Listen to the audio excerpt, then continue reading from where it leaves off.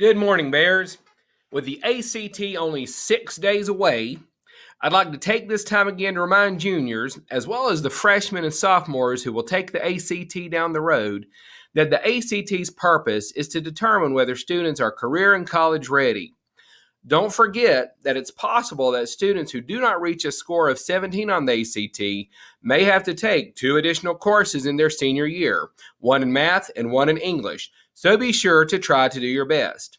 Seniors, you might need to hit the ACT one more time to get into the college of your choice, so be sure to pay attention to what we're covering here. Students can use the strategies that we've gone over in these activity period sessions and apply them when they take the ACT, as well as other assessments they have to complete in high school. In addition, I need to mention any student athletes who are looking to potentially participate in collegiate athletics, please pay attention. Students' ACT scores can factor into their eligibility to play sports in college. There's a scale that the National Collegiate Athletics Association, the NCAA, uses to determine eligibility. On February 25th, after open house, Coach Clark will be giving a presentation at Bunker Hill High School about what students athletes need to have in terms of academics to be considered for collegiate athletics. So be sure to have parents come to that session and hear what he has to say. With all that said, let's talk about one of the best strategies that might not have been specifically addressed so far in these sessions, and it's the one that's possibly the simplest. That strategy is this: try. When you sit down with the ACT in front of you, follow the directions, read the questions, and try to answer them. Follow the processes that we've gone over, like reading the questions in the reading section first and annotating as you read. Look out for tricky words like not and except. A little effort can go a long way, so be sure to try. In addition to the math, reading, English, and science sections, students who take the ACT will be assessed on their writing skills in the writing section of the ACT. Here is some basic information about the writing section. Students will have 40 minutes to create a well-developed essay that focuses on a complex issue. Now, that sounds complicated, but let's paraphrase that to where it seems a little less daunting. Students will have 40 minutes to write a short essay about a topic. This is something that students have to do all the time in school, so students already have some skills in this area. We'll take a look at a sample prompt on the next slide so students can have an idea of what the writing prompt might look like.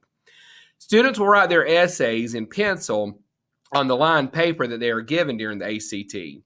In the prompt, students will read about 3 perspectives related to the complex issue. In their writing, students will need to connect their own perspectives about the topic to the ones presented in the prompt. Students will be assessed on how well they demonstrate their skills in writing conventional English. Remember how in the English section, students would have to determine whether words make sense or in what they're reading and how they'd have to decide what the correct punctuation would be in certain sentences.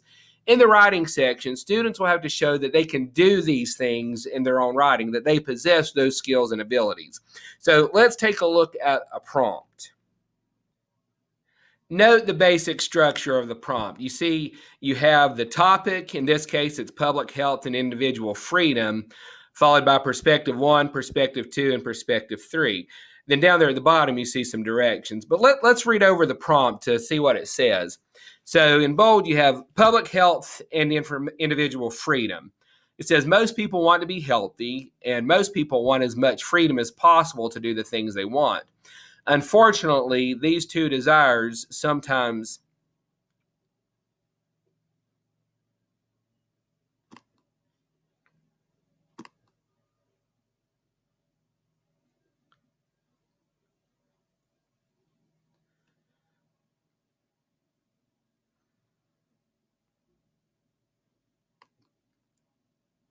So let's look at this prompt and how it's structured.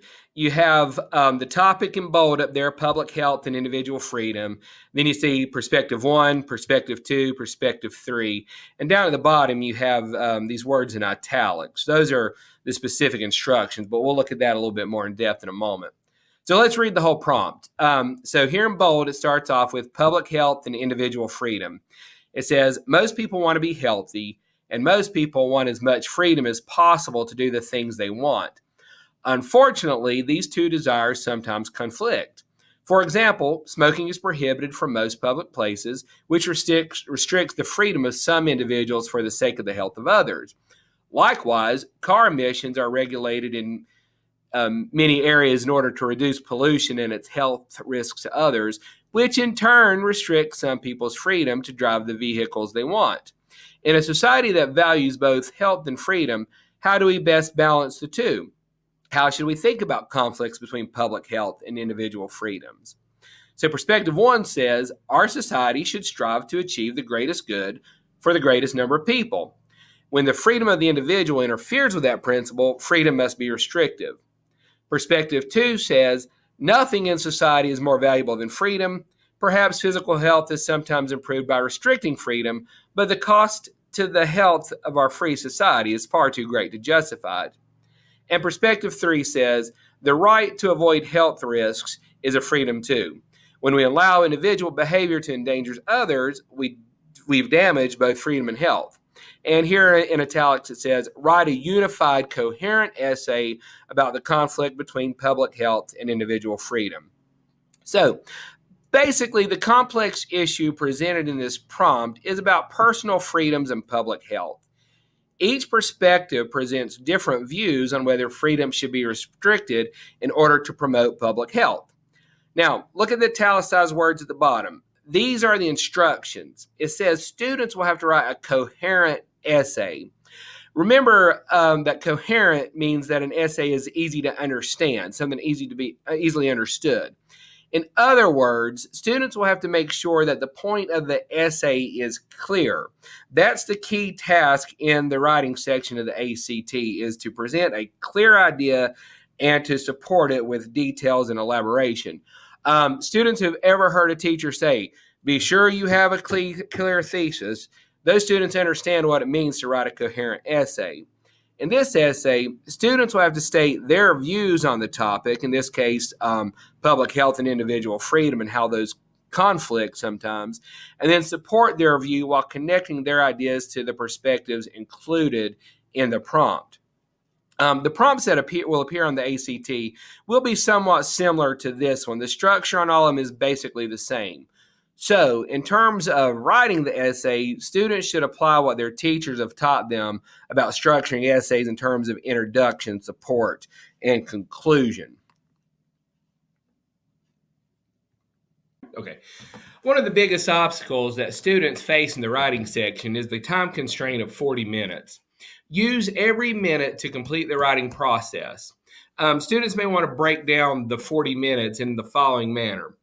So take the first 5 minutes of the writing section and read the prompt and take notes. Look at what it says, look at the perspectives that are presented and just kind of get an idea of what those say and make a note about it so you can come back to it later. The next 5 minutes, do a quick outline. It doesn't have to be anything completely formal. You might just want to write 1, 2, and 3 and a couple of your own ideas. But make sure you do that, because when people get under the time constraints in a writing prompt like this, in a writing section of an assessment, they sometimes kind of freak out and have great ideas at the beginning, and once they start writing, they kind of forget. So be sure to write down just a few quick ideas. The next part is pretty important. Take 5 minutes and write a good introduction. Make sure you have a clear thesis. If you go back to your English classes, remember a thesis, you're stating the point you're trying to make, and in an introduction, you want to give a hint of how you're going to elaborate and support on that. So make sure you take 5 solid minutes to create that introduction with that clear thesis. Now, the next 15 minutes, write your support paragraphs. Elaborate on the ideas you stated in your thesis, and then also make sure you're connecting it to the perspectives from the prompt. That's on what you're being assessed here. So as you get close here, if you noticed, we've spent about 30 minutes at this point in the writing test. You've read the prompt, made some notes, you got your outline and jotted some ideas, you have your intro, clear thesis, and your support paragraphs. Right now, you're getting a little crunched on time, so you could take 5 minutes to do a conclusion, which would not be bad. Just follow the standard format your teachers have taught you. But if you notice you're getting close to about 5 minutes to go and you're running out of time because you spent longer on the support paragraphs, that's okay. You can leave off a conclusion paragraph. However, make sure you have a statement, a sentence at the end that wraps up your ideas. So A formal concluding paragraph is not necessary. If you have time, that's okay. But if not, leave it off, but make sure you end with a concluding sentence. But this last 5 minutes is very important. Take that time. Like I said, use every minute for the writing in some fashion, but this last 5 minutes is extremely important. Take that time to proofread and edit. Do this step. Make sure you save time for it. It's very important that you guarantee you have no glaring errors. Look for common spelling mistakes and make sure everything is punctuated correctly. If you've used the word there, go back to something we talked about in the English and reading sections. If you've used the word there, make sure you've used the correct one. Using the 40 minutes in this manner can help students create a more effective essay in a quick manner. However, remember that the best advice for any section of the ACT is to try.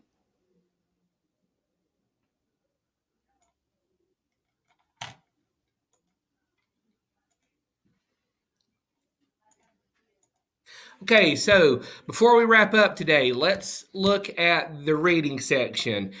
This is a very important section of the ACT. You know, a lot of it overlaps with the English section. Also, remember that in the writing section, you'll be using some of these same skills. But let's talk about this. Last week, students were presented with some general tips on how to improve their chances on the reading section of the ACT. To recap those tips, remember, pick a passage that sparks interest. The subject areas on the reading section include natural sciences, prose fiction, humanities, and social studies. Figure out which one is the most interesting and focus on it first.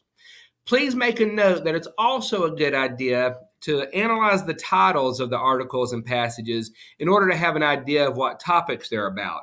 That way you can see whether it interests you or not. Also, don't forget, the questions are not in order of difficulty, so it doesn't matter on which passage students start. Speed read. There's not much time. Remember, there are only 35 minutes to read 4 passages and to answer 40 questions, so time is of the essence. One thing that will help in that speed reading process is to read the questions first and make notes while reading the passages that relate back to what the questions are. When students know what information to seek, they'll stand a better chance of finding that information within the text. Also remember, narrow down answer choices to make an educated guess.